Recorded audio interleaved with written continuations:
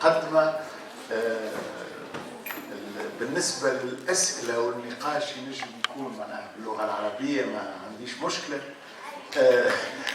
ولكن المحاضرة ستكون بالفرنسية، ربما نخلط في بعض النقاط بالعربية. Donc j'aimerais tout d'abord remercier l'Institut de sciences humaines, en particulier le professeur Zuhair Ben Terdeit pour tout le travail qu'il a fait pour l'organisation de cette conférence. J'aimerais remercier tous les collègues qui sont présents et bien sûr saluer les étudiantes et les étudiants qui sont là.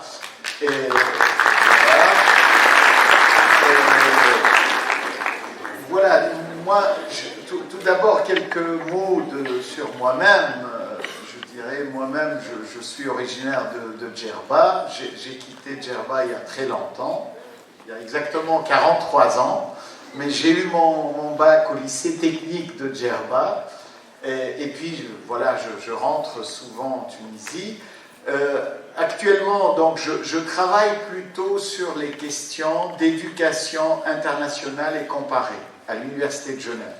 Donc mon travail consiste à comparer les systèmes éducatifs et essayer d'analyser les grandes tendances de l'éducation.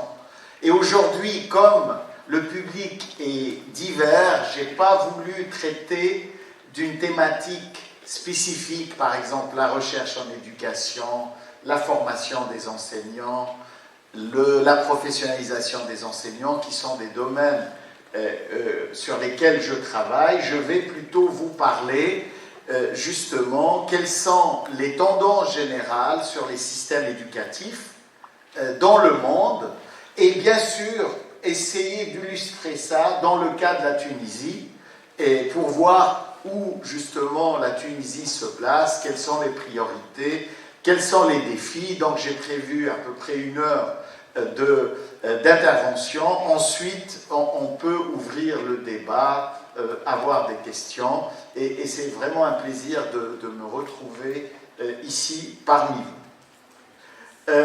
Alors justement, ce qu'on peut dire, c'est que les politiques éducatives actuellement dans le monde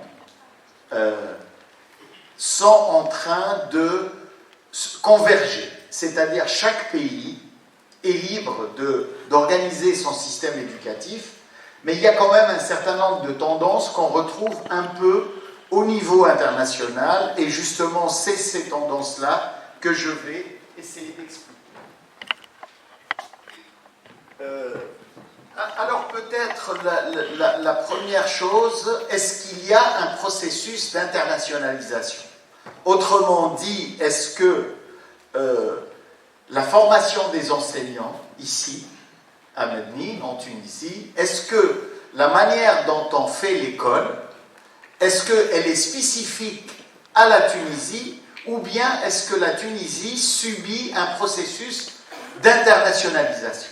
Donc le premier point que j'aimerais essayer de traiter, est-ce qu'actuellement on subit un processus d'internationalisation dans nos politiques éducatives? Alors, pour illustrer mes propos, c'est comme aussi la question de la mondialisation ou de la globalisation. Est-ce qu'un pays peut tracer son chemin tout seul, ou est-ce qu'il subit des influences sur lesquelles il n'a pas beaucoup de poids? Alors, comme la plupart du temps, les universitaires, on peut dire que oui, il y a un processus d'internationalisation, mais ça ne veut pas dire que les politiques éducatives nationales n'ont plus d'importance. Donc en fait, tous les systèmes éducatifs subissent l'internationalisation, mais ils ne subissent pas l'internationalisation de la même manière. Ça veut dire, en fait, c'est ce que je vais essayer d'expliquer sur le premier point, en disant, oui, il y a un processus d'internationalisation, mais chaque pays va impulser ce processus selon son histoire, selon les acteurs de l'éducation. Je sais qu'il y a un certain nombre d'inspecteurs, selon la gouvernance d'éducation, selon le financement d'éducation. Donc il y a les deux choses à la fois.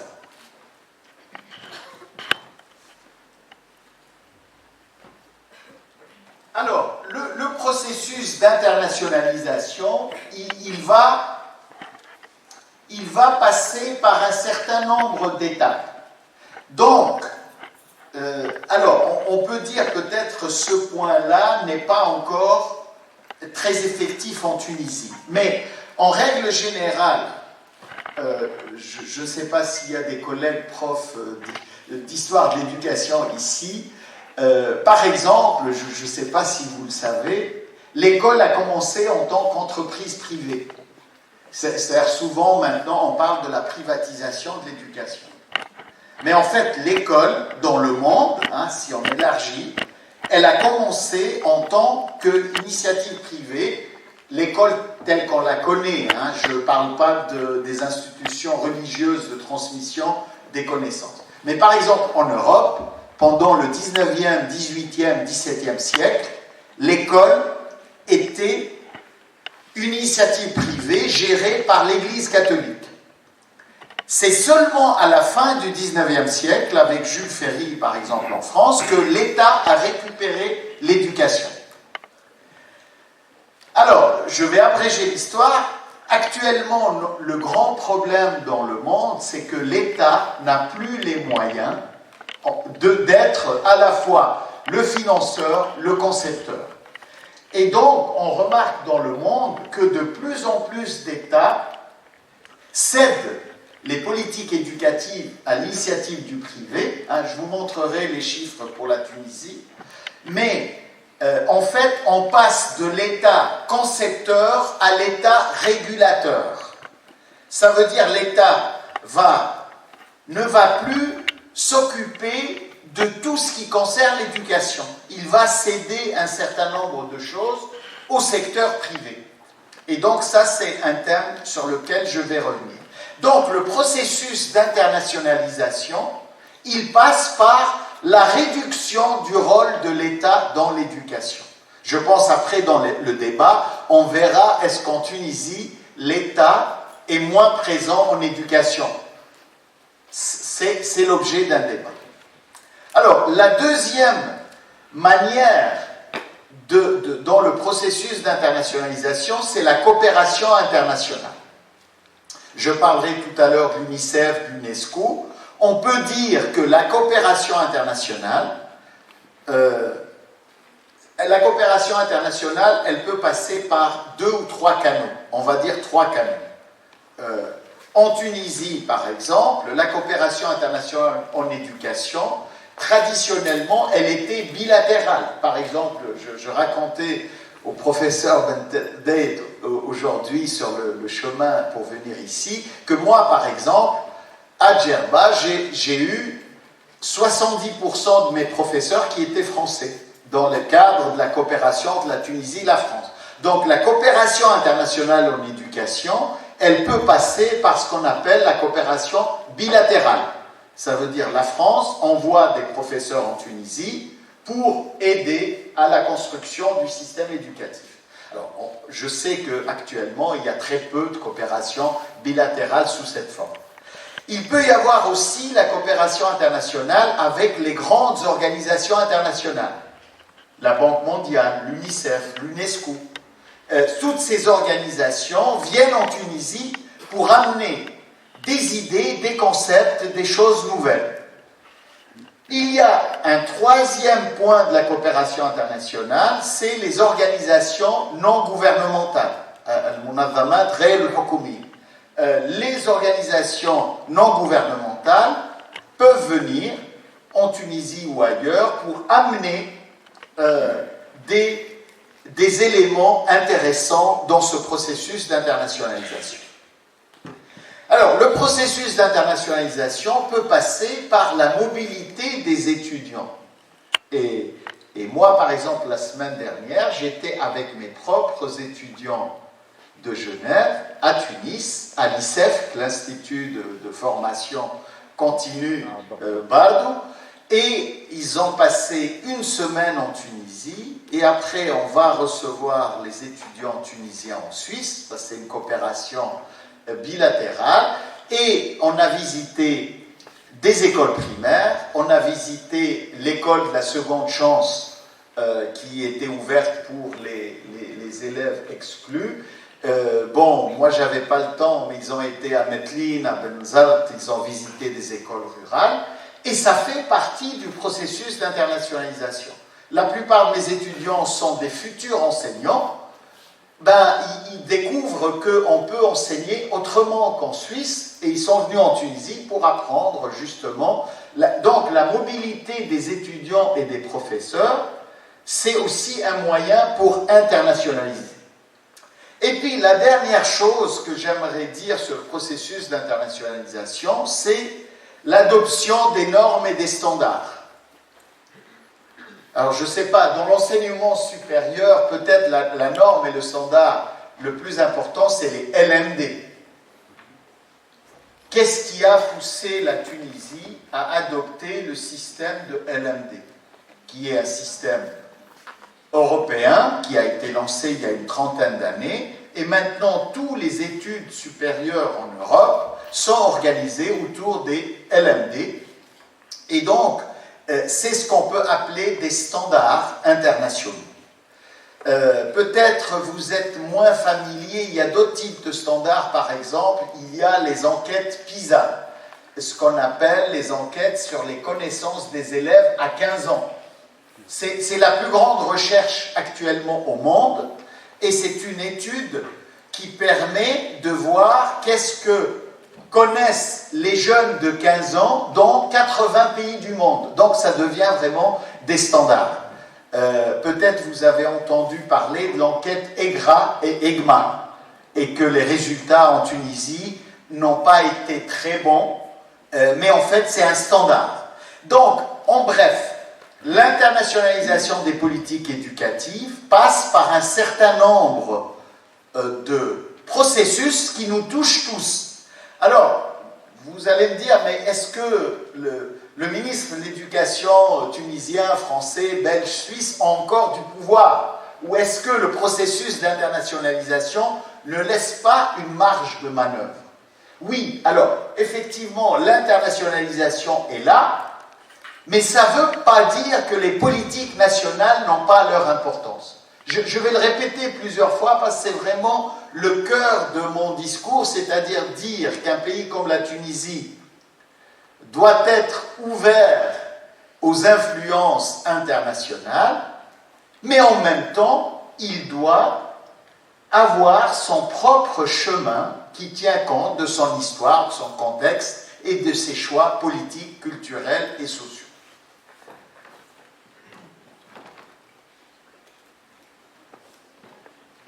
Alors, quels sont les acteurs je m'excuse, hein, la qualité de ma présentation n'est pas bonne en termes de couleur. Je vais essayer de m'approcher là en disant, voilà, quels sont les acteurs de l'internationalisation des politiques éducatives. Tout d'abord, il y a l'État-nation. Alors, l'État-nation... l'État-nation, ce qu'on peut dire en arabe, ad-dawla al-umma. Alors, on va pas ouvrir un débat. Ah, pardon, excusez-moi, je dois rester là. Hein. Oui. Voilà, voilà. Alors, est-ce qu'il y a une... peut-être les collègues qui sont spécialistes en langue arabe, ils peuvent m'aider sur la question de l'État-providence. Alors, l'État-providence, je ne sais pas si on a un terme en arabe, en tout cas, il ne me vient pas à l'esprit, mais l'État-providence, c'est l'État qui fait tout. C'est-à-dire qui construit les routes, construit les écoles, subventionne le pain, engage les fonctionnaires, organise les transports. Alors, en fait, ce que j'aimerais dire, c'est que partout dans le monde, y compris dans les pays développés, il y a une crise de l'État-providence. C'est-à-dire l'État qui s'occupe de tout. Hein.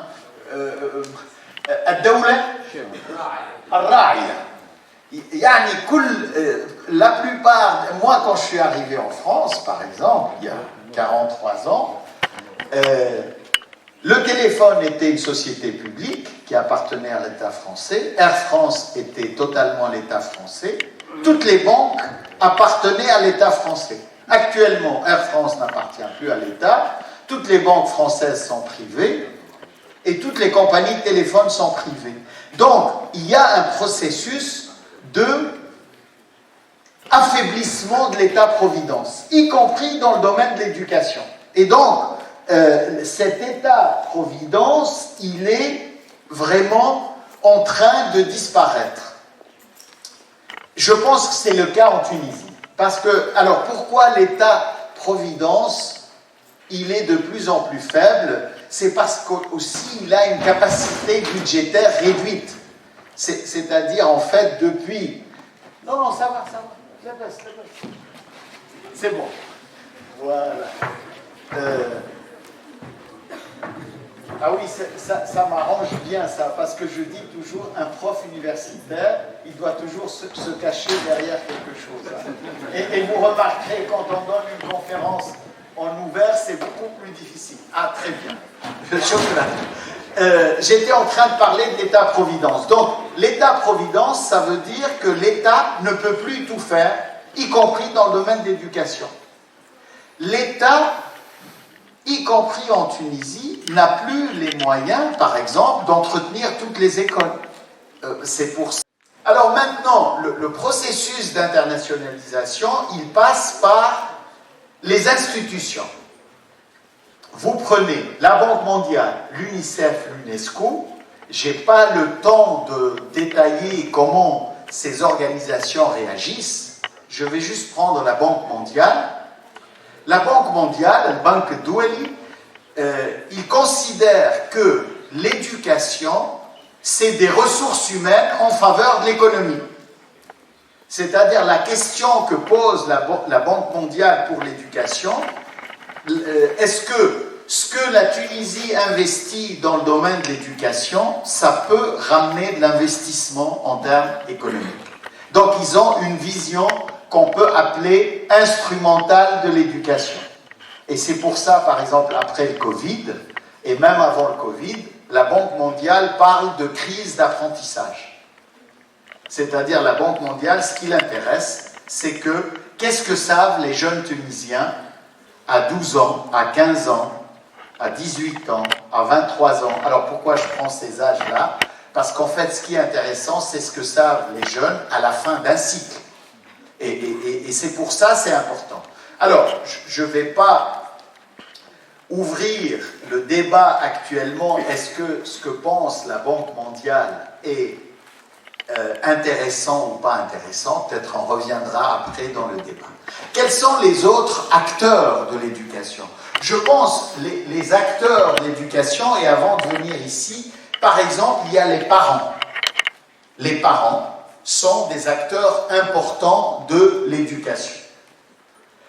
Alors, quel est notre problème avec les parents dans ce processus d'internationalisation? Alors, quand je dis notre problème en tant que chercheur, ou en tant qu'analyste du système éducatif, moi je suis vraiment troublé, et je travaille dans 10-15 pays par année.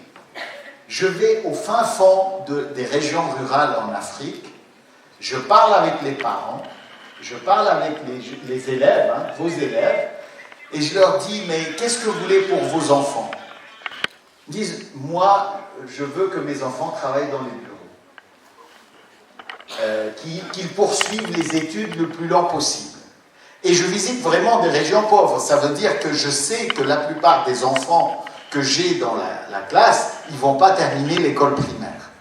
Mais malgré ça, donc, on a un décalage entre les désirs des parents et la réalité du système éducatif et du marché du travail. Donc ça, c'est vraiment un problème. Alors, les parents deviennent aussi des consommateurs de l'école. C'est-à-dire, les parents deviennent de plus en plus de clients pour l'école. Et c'est pour ça, ça amène un certain nombre de tensions, par exemple, entre les enseignants du secteur public et les parents. Parce que quand le parent devient client, ben, le client est roi.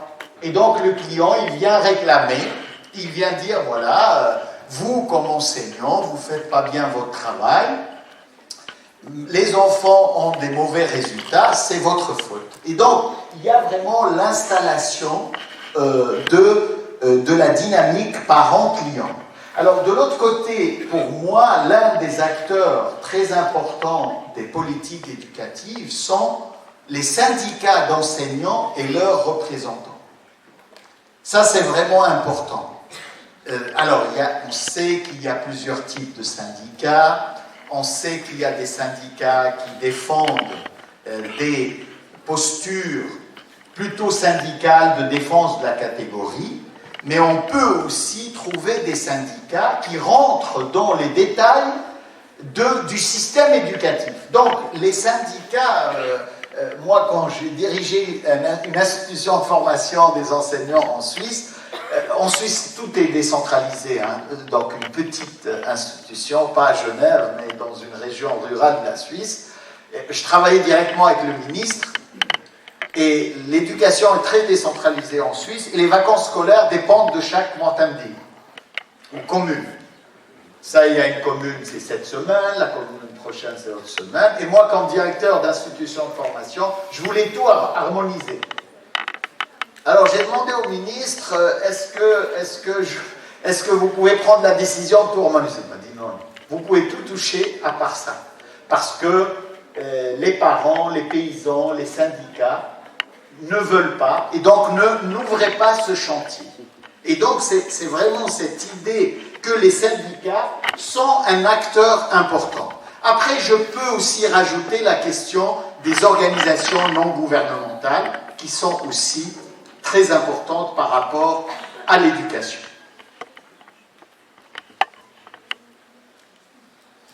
Alors, maintenant, je vais vous parler de concepts.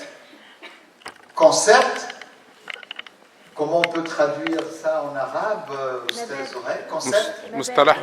Mustalah. Mustalah. Mustalah. Mafhoum. Alors, à quoi sert le mustalahat? À quoi servent les concepts? Alors, moi je dis toujours, les concepts nous aident à comprendre la réalité. Voilà. Pourquoi vous, en tant que jeune étudiant, pourquoi on vous parle des concepts? Pourquoi vos enseignants vous parlent des concepts? En fait, les concepts vous équipent pour devenir plus intelligent, pour lire et comprendre la réalité éducative. Donc c'est ça, disons, l'intérêt des concepts. Et je vais vous parler, en fait, de 3 concepts seulement. 3 concepts qui sont le concept de bonne gouvernance, le concept de redevabilité et le concept de privatisation.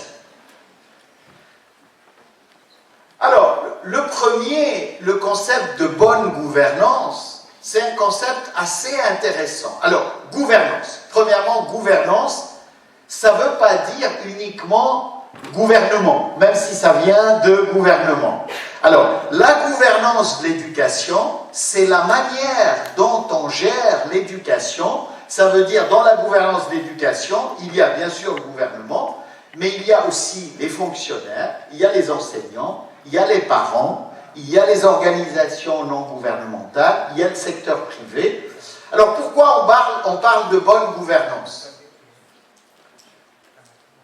Pourquoi on parle de bonne gouvernance? C'est sous-entendu qu'il y a une mauvaise gouvernance.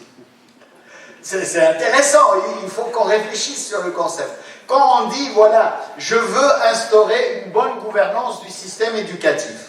Alors en général, qu'est-ce que ça veut dire la bonne gouvernance? C'est un peu l'idée de débureaucratiser l'éducation.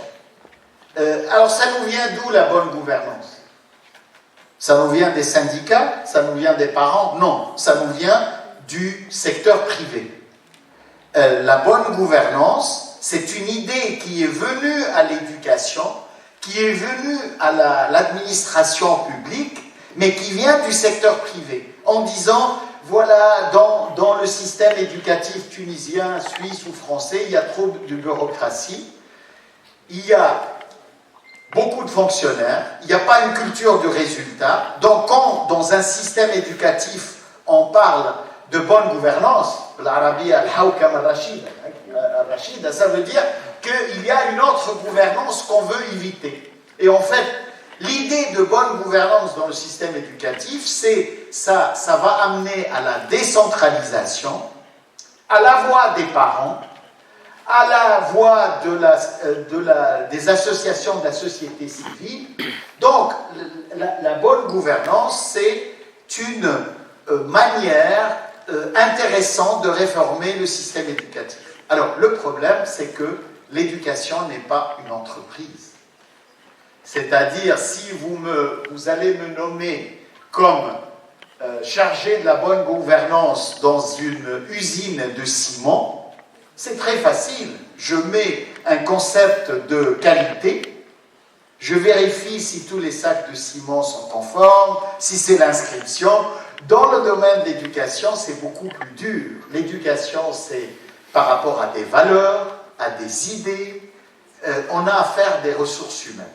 Donc attention, quand un système éducatif essaye de vendre l'idée de bonne gouvernance, c'est une idée intéressante, mais il faut la prendre avec méfiance.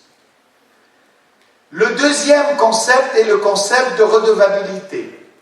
Et je vais encore avoir besoin de votre aide pour l'arabe. Comment on peut traduire redevabilité en arabe? Non? Alors je vais l'expliquer et après on trouvera. D'ailleurs en français, on utilise souvent le terme anglais accountability. Et je me dirige vers mon collègue spécialiste de cette langue, accountability. Et d'ailleurs, dans beaucoup de langues, on ne la traduit pas. Par exemple, en espagnol, on utilise le mot anglais, accountability. Mais le mardoudia, c'est la rentabilité. Ce n'est pas la même chose. Mais je vais l'expliquer et peut-être on trouvera le mot. La redevabilité, alors elle n'est pas loin de la responsabilité. El-Mes'ouliya. El-Mes'ouliya an nata'ij. Alors qu'est-ce que ça veut dire dans le système éducatif? Dans le système éducatif, pendant très longtemps, on était basé sur l'idée des moyens. Nous avons besoin de classes. Nous avons besoin de plus de salaire pour les enseignants. Nous avons besoin de livres. Nous avons besoin de toilettes qui marchent dans les écoles. Nous avons beaucoup de demandes pour le système éducatif. La redevabilité ou la comptabilité, les Canadiens utilisent le terme reddition des comptes. C'est un terme barbare, mais ils l'utilisent. Alors, qu'est-ce que ça veut dire? Ça veut dire insuffler dans le système éducatif l'idée quels sont tes résultats. Tu as demandé plus de salaire, mais quels sont les tests de tes élèves? Si on compare les résultats de tes élèves dans l'école de Mednine, est-ce qu'ils sont comparables avec ceux de Zarzis ou Gelba? Combien de diplômes tu as produits? Combien de professionnels tu as formés?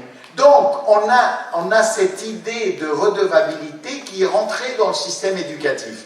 Alors, elle met la pression sur tout le monde, en particulier les enseignants, et notamment dans les pays anglo-saxons. Par exemple, moi, quand j'ai vécu aux États-Unis, tous les 3 mois, mon fils venait avec son DAF de l'école en me disant, voilà, votre fils a 70 points en maths sur 100, et la moyenne de votre école, c'est 60, et la moyenne de l'État, c'est 65. Donc, la question de rendre des comptes, ça veut dire rendre le résultat de notre impact visible. Et alors ça, c'est un peu difficile. Pourquoi c'est un peu difficile, notamment pour les enseignants? Parce que rendre des comptes, ça veut dire aussi peut-être le salaire au mérite. Vous voyez, dans le secteur privé, dans mon usine de ciment, si on a une bonne chaîne de production, les ouvriers peuvent demander plus de salaire, on a meilleure productivité. Mais dans le système éducatif, introduire la notion de redevabilité, c'est mettre la pression sur les écoles en tant qu'institution, mettre la pression sur les enseignants en tant que les gardiens du résultat de l'école. Et je dirais, j'aimerais m'adresser tout particulièrement aux enseignants. Moi, je donne des cours à 200 ou 250. Tous les enseignants du primaire à Genève doivent suivre mon cours. Et parmi les premières choses que je leur dis, vous êtes futurs enseignants, alors vous devez croire dans l'éducabilité universelle. Sinon, sortez de la profession. Alors, qu'est-ce que ça veut dire éducabilité universelle? Ça veut dire vous êtes dans votre classe. Vous avez un élève dont les parents sont analphabètes, qui est pauvre, et qui pense à autre chose que l'école.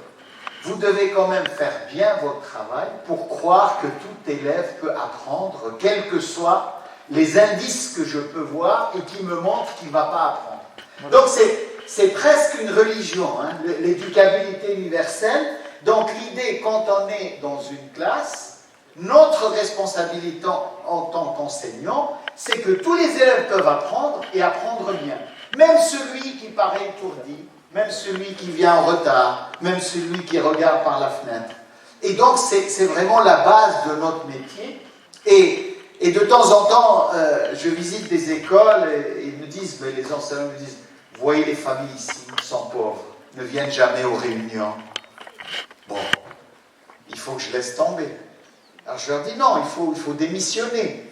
Parce que justement, le cœur du travail pédagogique, c'est croire que l'autre va apprendre. Sinon, vous ne pouvez pas faire 30, 40 ans de carrière. Donc, la redevabilité, c'est quelque chose, alors, qui est aussi culturel. Dans les pays anglo-saxons, elle est très avancée. C'est-à-dire, alors, je donne un exemple concret. La redevabilité peut être aussi contrôler la présence des enseignants à l'école. Dans beaucoup de pays d'Afrique, où je travaille, Niger, Mali, Sénégal, quand on fait des visites à l'improviste dans les écoles, et j'ai participé à une étude où on faisait une visite à l'improviste, ça veut dire comment on peut voir que les enseignants sont présents ou pas. On a 100 étudiants, et le matin, on se réveille, et on les envoie dans des écoles à l'improviste. Et ce qu'ils font, ils rentrent dans les classes. Ils notent. L'enseignant est là ou pas. On a trouvé que 40% des classes étaient sans enseignant, tous les jours. C'est la même chose en Inde, 35%, malgré que l'Inde est une très grande puissance. Donc, après, on a essayé de voir pourquoi ils ne sont pas en classe. Alors, l'un des problèmes le plus grave en Afrique, c'est que les enseignants doivent partir 3 ou 4 jours pour chercher leur salaire. C'est-à-dire, en fait, le ministère de l'Éducation n'est pas capable de décentraliser le traitement des salaires ou de faire payer les salaires avec les téléphones portables. Donc, les enseignants ferment boutique, partent des classes, ils vont au siège du gouvernorat, on va dire Medni, hein, mais les routes en Afrique, c'est pas Jelba Medni. Ils font 2 journées aller, 2 journées retour, et donc les élèves perdent du temps du travail. Donc ça, c'est l'explication intéressante. نعم النجاح بالضبط المردودية النجاعة المهم على الأقل التفسير بتاعي كان واضح ما يقال حول redevabilité et je pense l'essentiel c'est de ne pas faire une redevabilité bureaucratique mais une redevabilité pédagogique. Ce qu'il faudrait pour nous, pédagogues, c'est qu'on arrive que dans le système éducatif, qu'on puisse instaurer une responsabilité des enseignants. Je crois ce qui est intéressant, c'est que leur redevabilité, elle peut devenir un contrôle. Mais le contrôle ne sert à rien. Moi, je dis aux enseignants, l'inspecteur, il viendra peut-être tous les 3 mois pour voir. Le conseiller pédagogique 1 fois par mois. Mais une fois que vous fermez la porte de la classe, c'est vous qui êtes responsable, et seul maître à bord. Donc on a intérêt à former les enseignants pour qu'ils soient autonomes, pour qu'ils soient responsables et pas les contrôler. Donc ça, c'est peut-être on reviendra dans le débat. Troisième concept, le concept de privatisation. Alors, j'ai choisi 3 concepts, et on va dire les 3 concepts font partie du paquet néolibéral, c'est-à-dire les réformes de l'école qui sont centrées avec moins d'État. Alors, le dernier, privatisation. Al-Khawsasa. Alors, moi, j'ai fait beaucoup d'études sur la privatisation, et souvent, j'ai donné plusieurs interventions en Tunisie, et je dis aux personnes, le problème de la privatisation, la plupart du temps, par exemple, quand je lis des articles en Tunisie, parfois c'est vraiment des articles très peu élaborés. Les gens, par exemple, ils disent la mauvaise qualité de l'enseignement public s'explique par la montée de la privatisation. Je leur dis, mais il n'y a pas un lien entre les deux, un lien direct. Et le problème, c'est que l'esprit de privatisation est partout. Et c'est-à-dire, vous pouvez, par exemple, dans le pays où je vis, il n'y a pratiquement pas d'école privée, il n'y a pas d'université privée en Suisse. Nous avons 98% des élèves du primaire dans le public. Alors pourquoi? C'est parce que la classe politique n'existe pas, sauf pour les étrangers. Donc ça c'est intéressant, c'est-à-dire le concept de privatisation est un concept intéressant, mais moi j'utilise de plus en plus le concept de brouillage des frontières. C'est-à-dire il n'y a pas d'un côté le privé et d'un autre côté le public, en fait il y a le privé dans le public. Et je vais essayer de vous convaincre après de ce problème. Il faut qu'on change nos lunettes quand on parle de l'enseignement privé. En général, quand on met les lunettes et on analyse le système éducatif, on regarde d'un côté le privé et de l'autre côté le public. Mais en fait, il y a vraiment un brouillage entre les deux, et je vous expliquerai un peu plus tard ce brouillage. Par exemple, on a fait une étude au Brésil sur les enseignants du public et du privé. Et on a trouvé la conclusion suivante. Le Brésil, il y a beaucoup de progressistes, tout ça. J'ai fait ça avec mes collègues brésiliens. La conclusion était, les bons salaires dans le public financent la qualité de l'éducation privée. Qu'est-ce qui se passe au Brésil? L'école, elle est ou le matin ou l'après-midi. Donc, les enseignants du public qui sont payés 2 fois plus dans le public, ils travaillent le matin dans le public et l'après-midi, ils travaillent dans le privé. Mais on a fait une enquête avec eux pour leur dire, tu travailles mieux où? Ah ben, ils m'ont dit, mais je travaille mieux dans le privé. Pourquoi? Parce que dans le public, vous pouvez venir 2 minutes après le début du cours, voire un quart d'heure après, mais dans le privé, ils sont obligés à venir un quart d'heure avant pour préparer la classe. Et s'ils ne font pas bien leur travail, ils sont licenciés. Donc, on est arrivé au paradoxe que la qualité de l'éducation privée au Brésil est financée par l'école publique. Ce que les politiciens et les gens à qui on a présenté l'enquête vraiment étaient surpris. Parce que pour eux, il y a le privé, il y a le public. Alors, peut-être ici, je vais passer... alors, je ne sais... Alors, je ne sais pas en Tunisie, est-ce qu'il y a beaucoup de contrats précaires dans l'enseignement public? Mais en Afrique, l'un des grands problèmes, c'est que les enseignants pas nommés sont majoritaires. Par exemple, j'ai fait une étude au Tchad, et c'est une étude assez explosive, parce que le ministère de l'Éducation n'a pas beaucoup aimé le résultat. En fait, ce qu'on a démontré par nos études, c'est que ce qu'ils appellent les enseignants à la craie, c'est-à-dire les enseignants dans les salles de classe. Ils les appellent enseignants à la craie à la main. La plupart du temps n'ont pas les diplômes requis, et ceux qui ont les diplômes requis, ils sont directeurs ou inspecteurs. Donc, quand on a présenté le résultat au ministre, on lui a dit, mais vous êtes une armée où vous avez beaucoup plus de généraux que de soldats.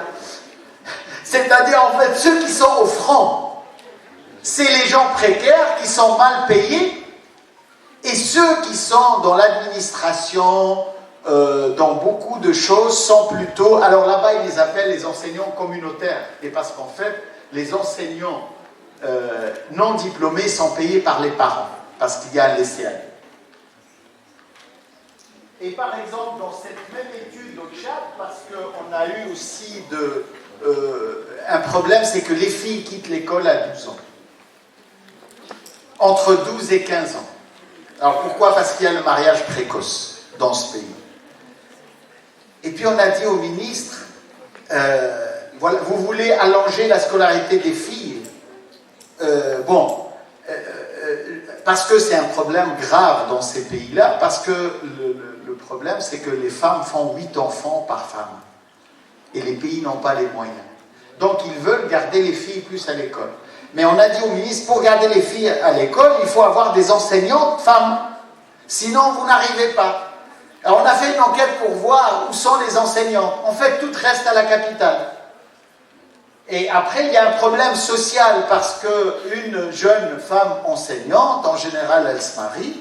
En général, elle se marie avec un inspecteur ou un directeur d'école. Et le problème, c'est que les maris ne laissent pas leurs femmes aller en zone rurale. Moralité, il n'y a que des hommes qui enseignent dans les zones rurales et les parents ne veulent plus laisser leurs filles entre 12 et 15 ans. Donc c'est... Alors, maintenant, je vais passer à la question des défis communs. Les défis communs partout dans le monde, on a un certain nombre de défis communs et je vais parler un peu plus de la Tunisie sur les défis communs. Alors, commençons par... Je dirais, et j'espère avoir un ou deux de mes amis syndicalistes, comme ça, ça va animer le débat. Il y a quelques années, mon ami le professeur Majid Nasr, il a organisé un séminaire à Tunis. Il y avait beaucoup de syndicalistes tunisiens, c'est bien. Et puis, j'ai commencé à faire, disons, une intervention. Après, les syndicalistes ont commencé à dire le problème du système éducatif tunisien, c'est la Banque mondiale et le FMI. Alors, la Banque mondiale, le FMI, le FMI, en général, s'occupe de finances. Et en général, un pays fait appel au FMI quand il a besoin du FMI. Ce n'est pas le FMI qui cherche les pays. Ça veut dire quand un pays ne peut plus payer ses enseignants, quand il a des difficultés économiques, il cherche la Banque mondiale. Alors, mais j'ai dit aux enseignants, le problème c'est que vous sortez dans la rue, vous avez une affiche, nous ne voulons pas l'imlaat, al-munazzamat doualiya ou al-khawsasa, ou on ne veut pas ça. Et moi je leur dis, mais vous êtes bien gentils, mais vous ouvrez une école privée à l'intérieur des écoles publiques. Vous-même, vous organisez دروس الخصوصية. الدروس الخصوصية هي نوعا من الخوصصة في داخل المدرسة الحكومية. Et c'est pour ça que je parle de brouillage des frontières. Le brouillage de frontières, ça veut dire on ne sait plus si on est dans une école publique ou une école privée. Puisque même les ministres de l'Éducation n'ont pas réussi à interdire les leçons particulières. Donc, ce qui fait que dans beaucoup de pays du monde, à l'intérieur de l'école publique, on organise une école privée. Et dans certaines écoles privées, on ouvre des classes pour les pauvres. Donc, il y a une sorte de privatisation de l'école à l'intérieur du système. C'est la même chose pour les écoles pilotes. Les écoles pilotes, comme leur nom ne l'indique pas, c'est une manière de privatiser l'école publique en se basant sur le mérite. Alors le problème, après, il faut savoir qui est méritant. Parce que, évidemment, quand vous avez un ordinateur à la maison, quand vous avez une bibliothèque, quand vous avez votre maman enseignante du primaire et votre papa entrepreneur, vous n'avez pas les mêmes chances de passer les concours des écoles pilotes que si vous avez votre papa journalier, votre maman analphabète. Donc, on est en train d'organiser un match de boxe avec des gens qui ont un poids différent. Donc, ce qui est intéressant, c'est vraiment analyser les mécanismes de brouillage de l'école publique et privée. Alors, je n'ai pas résolu rien du tout, c'est une réflexion de chercheurs. Mais en fait, par exemple, en Tunisie, il vaut mieux pédagogiquement, mieux payer les enseignants et appliquer réellement la règle d'interdiction des leçons particulières. Donc évidemment, le fait que les cours particuliers se développent tellement, c'est parce que les parents veulent un avenir pour leurs enfants. Beaucoup de parents ne peuvent pas mettre leurs enfants dans le privé, donc les cours particuliers, c'est une manière d'améliorer la qualité de l'éducation.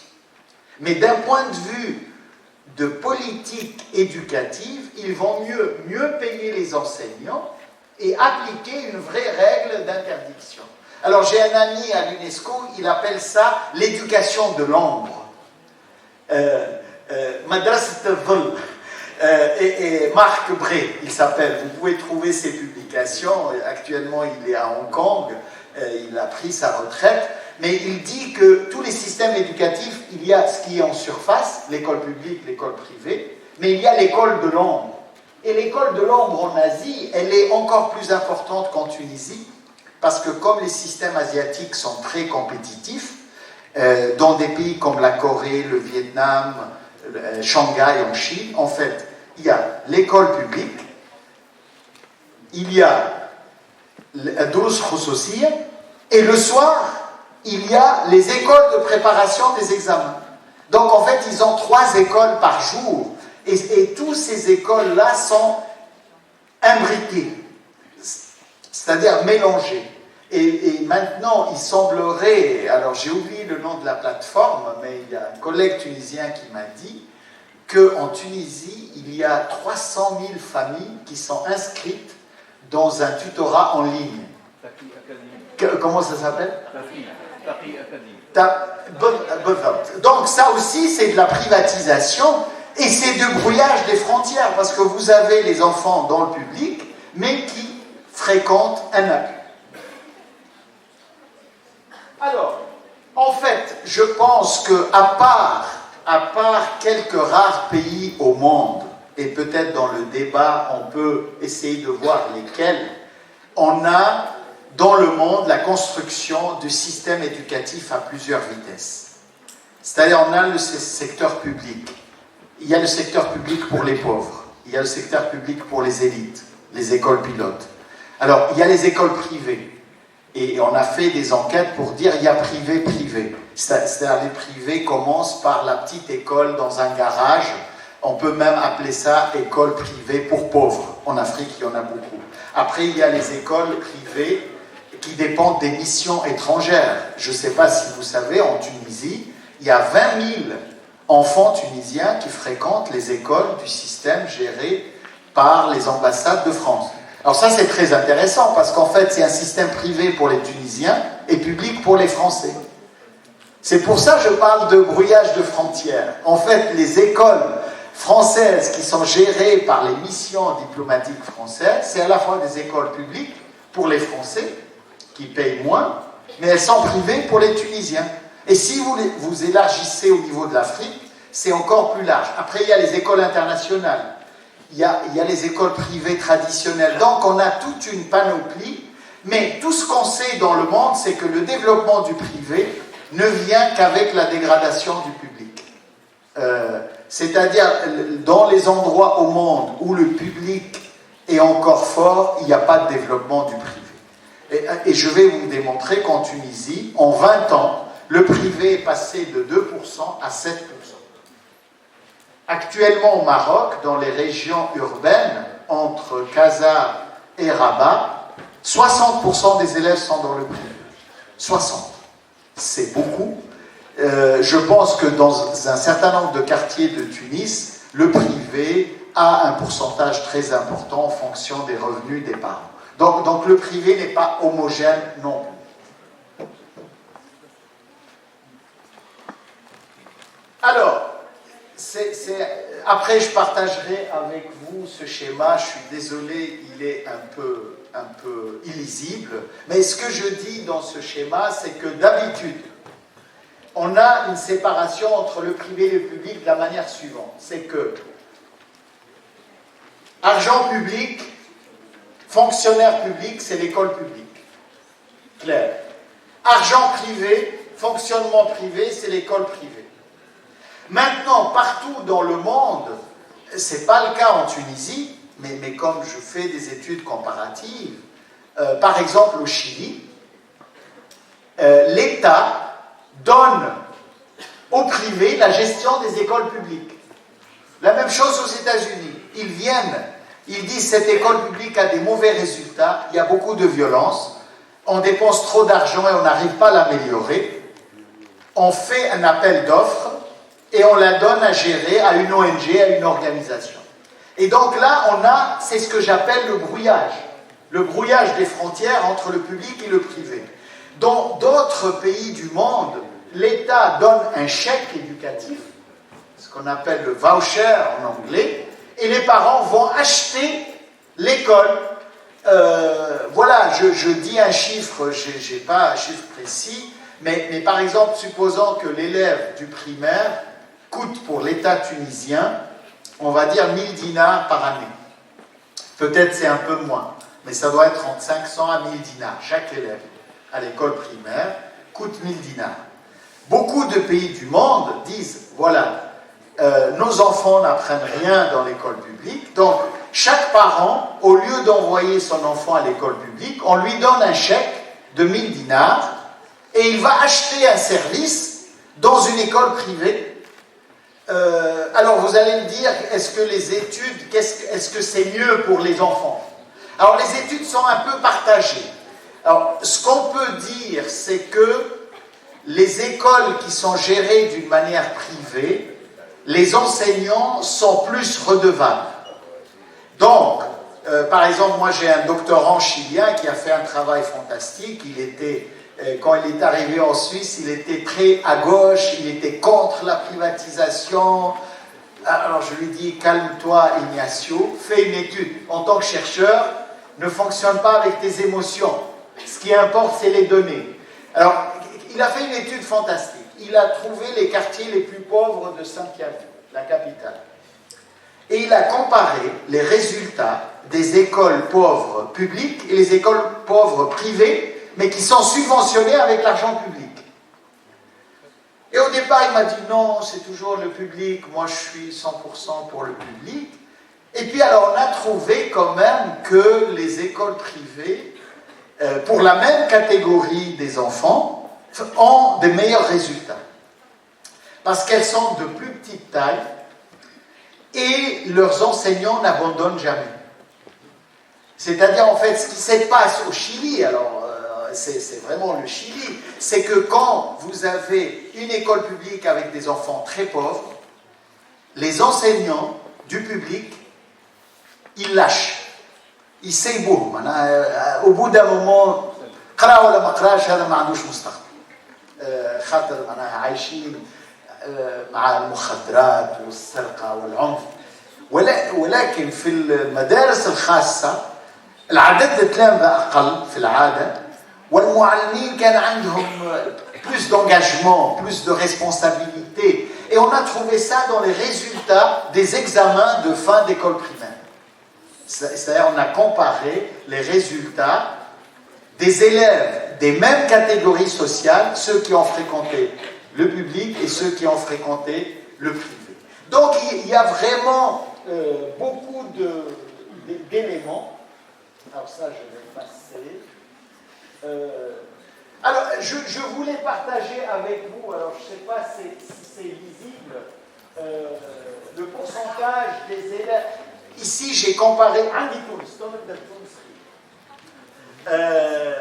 Ça, c'est les statistiques que le ministère de l'Éducation a données à l'UNESCO sur 20 ans, l'augmentation des effectifs dans le privé, Fitouns.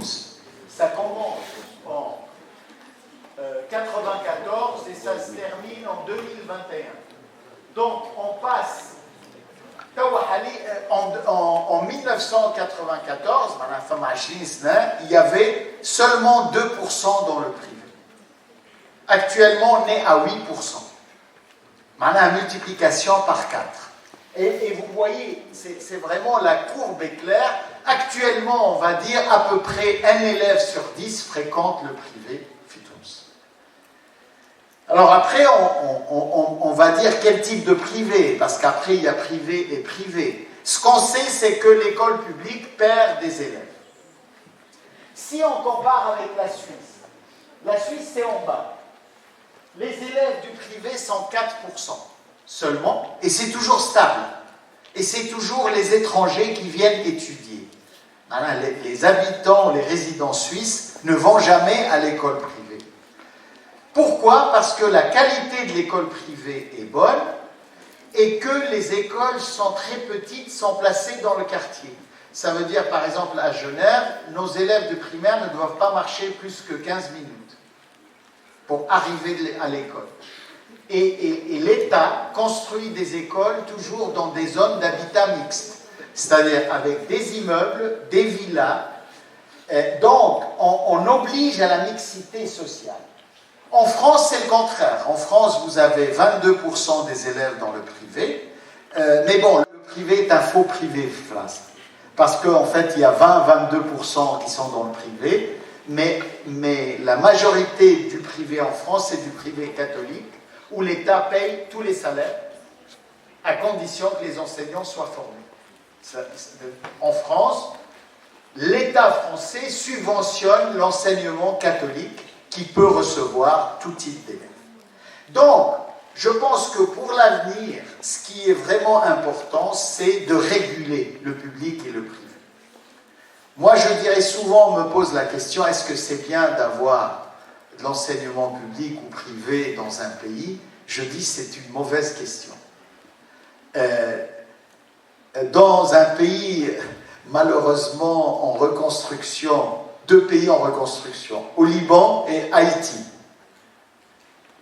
70% des élèves sont dans le privé à Haïti, et c'est le pays où la qualité de l'enseignement, elle est la plus faible. J'ai donné l'exemple de la Suisse, mais on peut donner l'exemple de la Corée du Sud ou d'autres pays où il y a la majorité des enfants qui sont dans le public et la qualité est bonne. Donc, ce qui est important, c'est réguler. Réguler le public, ça veut dire l'État doit contrôler le public et doit aussi contrôler le privé. Pour conclure, parce que je vois que le temps passe, donc il faut conclure. Voilà, exactement, je crois que j'ai respecté le temps. Alors, je vais essayer maintenant pour conclure en disant, est-ce que dans un pays comme la Tunisie, c'est bien d'avoir une internationalisation des politiques éducatives? Je vais premièrement répondre par oui et après je vais répondre par non. Ça va vous demander une gymnastique intellectuelle. Alors souvent, je dirais, et parfois je suis sollicité par les collègues des pays du Golfe, Qatar, les Émirats, j'ai plusieurs collègues, ils me disent « Ah, mais on veut faire une visite en Suisse, on veut faire une visite à Singapour pour voir comment les systèmes éducatifs fonctionnent. » Alors je leur dis « Ça ne sert à rien. Parce que dans vos pays, les jeunes n'ont pas de risque. C'est-à-dire, voilà, quand vous êtes né dans un pays où il y a une telle richesse, il n'y a pas de défi. Parce que l'éducation est un défi. C'est-à-dire, pour vouloir apprendre, il faut un défi. Je leur dis, mais de toute façon, vous, votre problème, c'est que vous habituez vos enfants avec des bonnes, avec un chauffeur, ils font rien dans leur vie, et après, vous voulez qu'ils font la compétition avec Singapour et la Corée. Mais vous êtes fous. Parce qu'à Singapour et en Corée, les enfants se battent dès le préscolaire pour être le premier à l'école. Mais chez vous, le problème, c'est que vous leur donnez tout et après, vous voulez qu'ils se dépassent. Mais pour revenir, la Tunisie, elle a intérêt à un processus d'internationalisation pour découvrir le niveau de ces jeunes. Alors c'est vrai que c'est dommage que la Tunisie ne participe pas dans PISA, qui est l'étude internationale sur les maths, et quand la Tunisie a participé, moi j'ai regardé les données, un jeune Tunisien du bac, il a le niveau du 3e année du collège d'un jeune Vietnamien. Aujourd'hui, 2023, le retard en mathématiques, alors ce qui fait mal au cœur, c'est que le Vietnam est 2 fois moins riche que la Tunisie. Donc, c'est intéressant de se comparer à ce genre de pays. Qu'est-ce qui fait que le Vietnam produit des jeunes qui ont 4 ans en avance par rapport aux jeunes Tunisiens en mathématiques?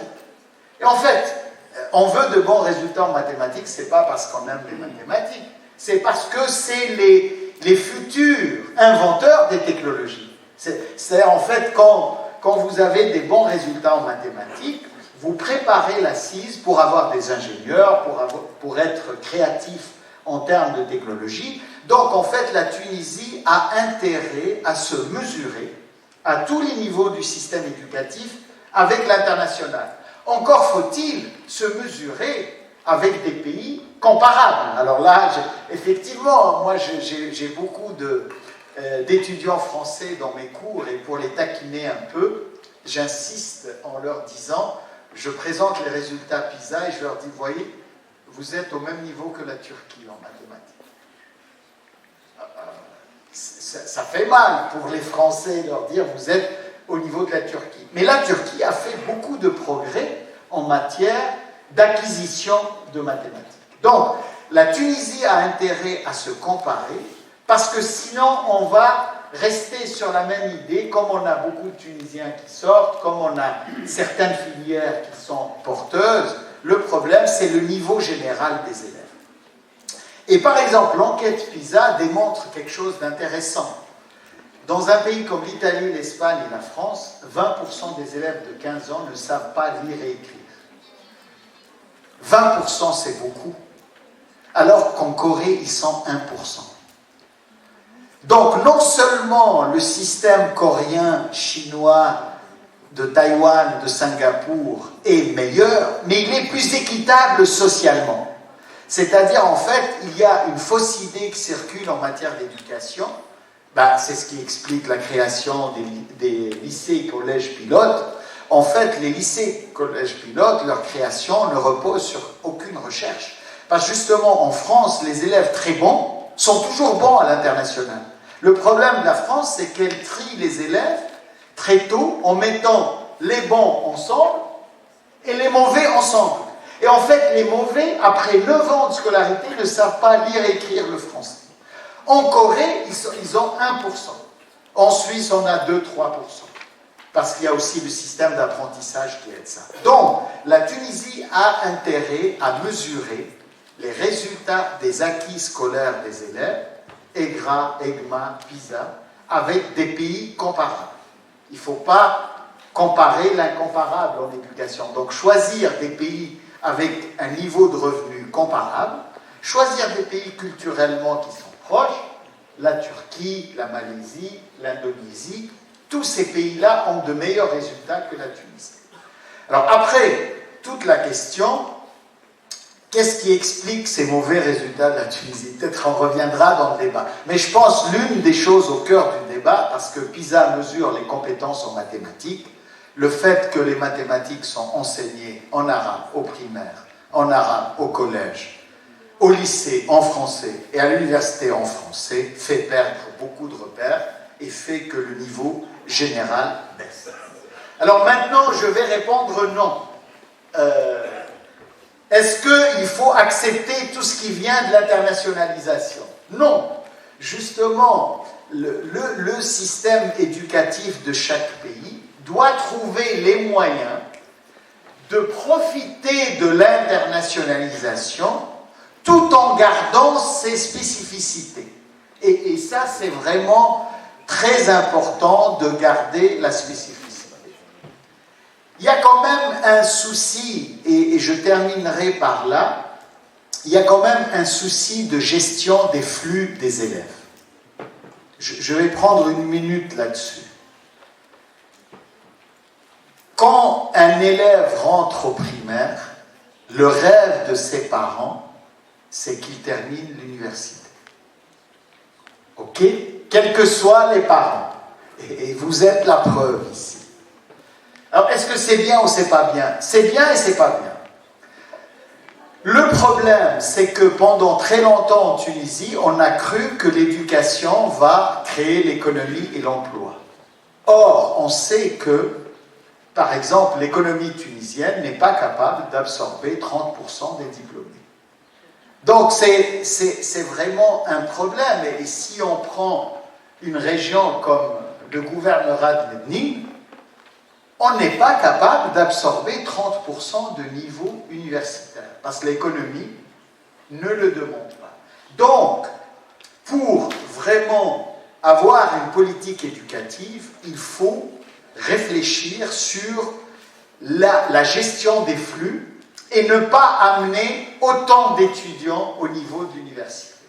Parce qu'il n'y a pas de miracle. Les pays qui amènent autant d'étudiants à l'université, la qualité baisse.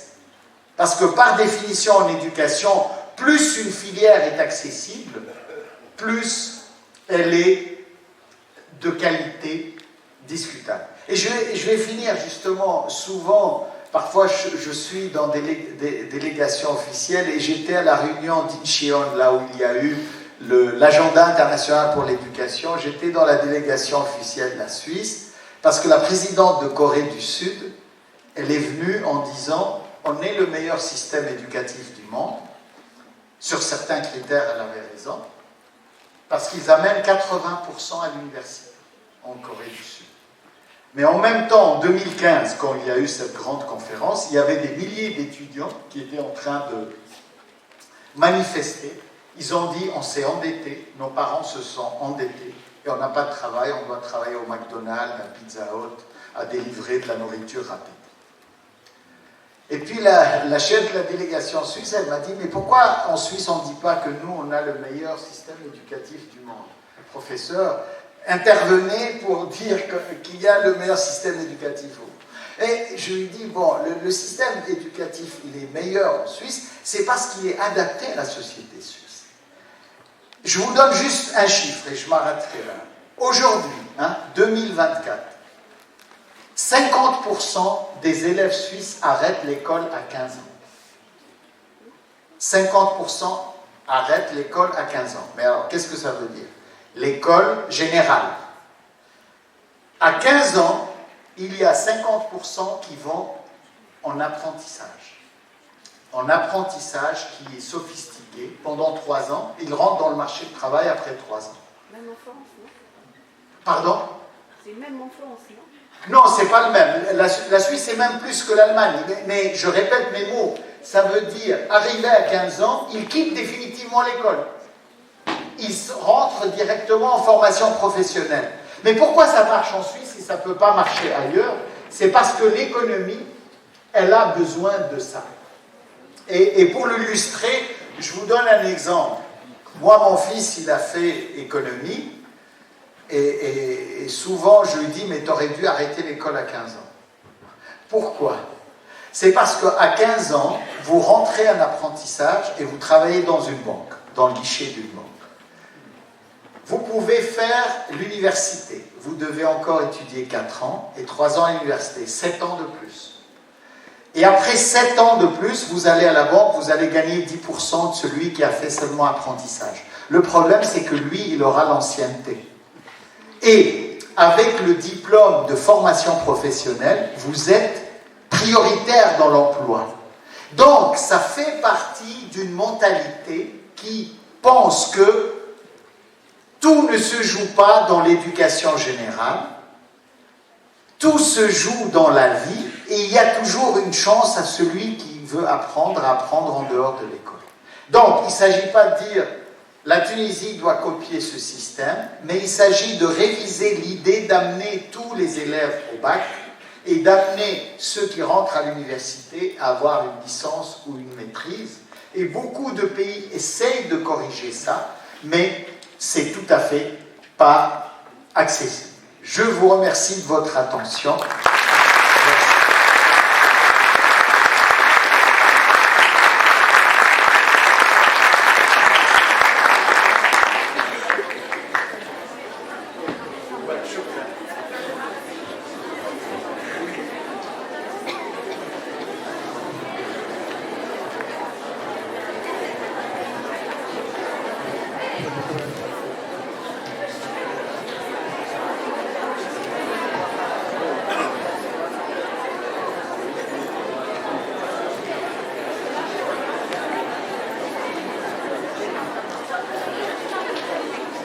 طبعا تحية شكر كبيرة برشا للدكتور اللي طوع لأنه ابن جهة باش يقدم المداخلة هذه. يظهر لي التصفيقة ماهيش